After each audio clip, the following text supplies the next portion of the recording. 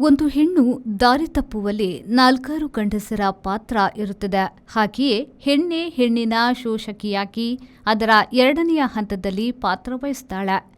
ದೇವಸ್ಥಾನಗಳಿಗೆ ಜಾತ್ರೆಗೆ ಬಂದ ಹೆಣ್ಣುಗಳನ್ನು ವಂಚಿಸಿ ದೇವದಾಸಿ ಮಾಡುವಲ್ಲಿ ಅರ್ಚಕರಿಗೆ ಸಹಕರಿಸುತ್ತಿದ್ದವರು ಹಿರಿಯ ಹೆಂಗಸರು ಎಂಬ ವಿಚಾರ ಪ್ರವಾಸಿ ಕಂಡ ಇಂಡಿಯಾದಲ್ಲಿ ಇದೆ. ಇದನ್ನ ಎಚ್.ಎಲ್. ನಾಗೇಗೌಡರು ಕನ್ನಡಿಸಿದ್ದಾರೆ. ಲೋಕದ ಅತಿ ಹಳೆಯ ವ್ಯಾಪಾರ ಹೆಣ್ಣಿನ ವ್ಯಾಪಾರ. ಇದರಲ್ಲಿ ಎಷ್ಟು ಗಂಡಸರಿದ್ರೂ ಒಳ ನಿರ್ವಹಣೆ ಹೆಂಗಸರದಾಗಿತ್ತು. ಅವರನ್ನ ಚೇಟಿ ಎಂದು ಕರೆಯುತ್ತಿದ್ರು. ಚೇಟಿ ಎಂಬುದರ ಮೂಲ ಅರ್ಥ ಅಕ್ಕ.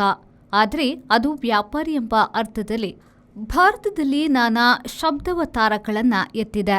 ನಮ್ಮದು ಶ್ರೇಷ್ಠ ಎನ್ನುವವರು ಇದ್ದಾರೆ. ಇದು ಗುಪ್ತಗುಟ್ಟಿನ ವ್ಯವಹಾರವೂ ಆಗಿದೆ. ವಿಷ್ಣುಗುಪ್ತ ಎಂಬ ಚಾಣಕ್ಯನು ವಿರೋಧಿಗಳಿಗೆ ಹೆಣ್ಣುಗಳನ್ನು ಬಿಟ್ಟ ದಾಖಲೆಯೂ ಇದೆ. ಅವನ ಅರ್ಥಶಾಸ್ತ್ರದಲ್ಲಿ ಅದು ಒಂದು. ಇಂದ್ರ ಎಂಬ ಆರ್ಯ ನಾಯಕನಿಗೆ ಮೂಲ ನಿವಾಸಿ ದಾನವ ವೀರರ ಮೇಲೆ ಹೆಣ್ಣು ಬಿಡುವುದೇ ದೊಡ್ಡ ಉದ್ಯೋಗವಾಗಿತ್ತು ಎನ್ನುತ್ತದೆ ಪುರಾಣ. ಒಮ್ಮೆ ಮಗ ಎನ್ನಲಾದ ಅರ್ಜುನನಿಗೆ ದೇವ ವೇಷೆ ಅಪ್ಸರಿಯನ್ನ ಕಳುಹಿಸಿದನಂತೆ. ಈಗ ಇವರಲ್ಲಿ ಹಲವರು ಕಾರಿನಲ್ಲಿ, ಬೈಕ್ನಲ್ಲಿ, ಆಟೋದಲ್ಲಿ ಬಂದು ಅನೇಕ ಬಸ್ಸು ಹತ್ತುತ್ತಾರೆ. ಇಲ್ಲಿನ ಸಲಿಂಗ ಗಂಡಸರು ಹೆಣ್ಣನ್ನ ಮುಂದೆ ಬಿಟ್ಟು ನಾಟಕ ಮಾಡುತ್ತಾರೆ.